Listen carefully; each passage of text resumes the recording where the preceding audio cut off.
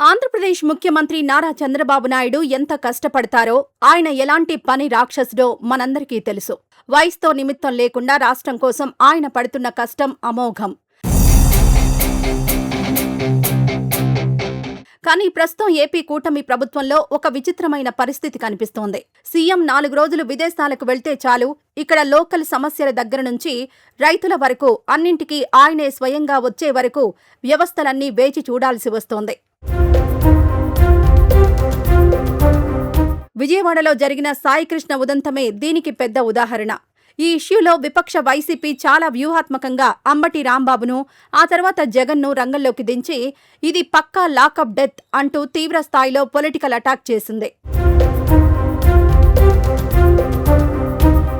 కానీ ఈ గ్యాప్లో కూటమి లీడర్లు ఏం చేశారు?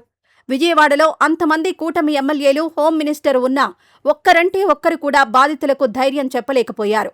చివరకు చంద్రబాబు సింగపూర్ నుండి వచ్చి మాట్లాడే వరకు ఇక్కడ మ్యాటర్ సెటిల్ కాలేదు. చంద్రబాబు స్టైల్ చూస్తుంటే బొమ్మరిల్లు సినిమాలో ప్రకాష్ రాజ్ క్యారెక్టర్ గుర్తుకొస్తుంది. పిల్లల పనులన్నీ తండ్రే చూసుకుంటూ వాళ్లకు సొంతంగా ఏ నిర్ణయమో తీసుకోనివ్వడు. ఇక్కడ కూడా పెన్షన్ల పంపిణీ దగ్గర నుండి పాస్ పుస్తకాల వరకు అన్నింటా చంద్రబాబే ప్రొజెక్ట్ అవుతున్నారు.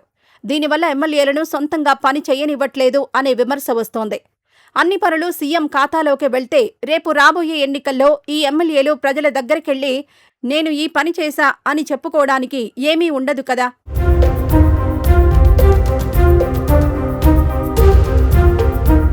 మరోవైపు దేశంలో బీజేపీ వ్యూహాల ముందు ప్రాంతీయ పార్టీలు తట్టుకోలేకపోతున్నాయి. మహారాష్ట్రలో శివసేనను చీల్చి ఉద్దవ్ ఠాక్రేను రోడ్డున పడేశారు.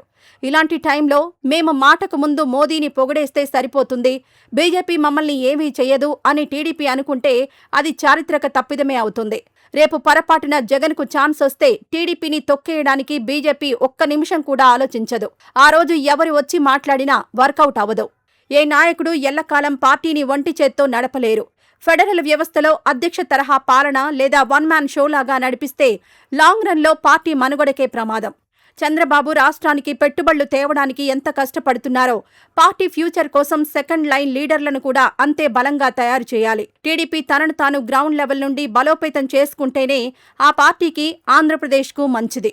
ఈ వీడియో నచ్చితే లైక్ చేయండి. అలాగే మా ఛానల్ ని ఫస్ట్ టైం కనుక చూస్తున్నట్టయితే ఇప్పుడే సబ్స్క్రైబ్ చేసుకుని పక్కనే ఉన్న గంట సింబల్ ని యాక్టివేట్ చేసుకోండి. అప్పుడే మేము పెట్టే ప్రతి వీడియో మీకు నోటిఫికేషన్ గా వస్తుంది. అలాగే ఈ వీడియో పూర్తిగా చూసినందుకు ధన్యవాదాలు.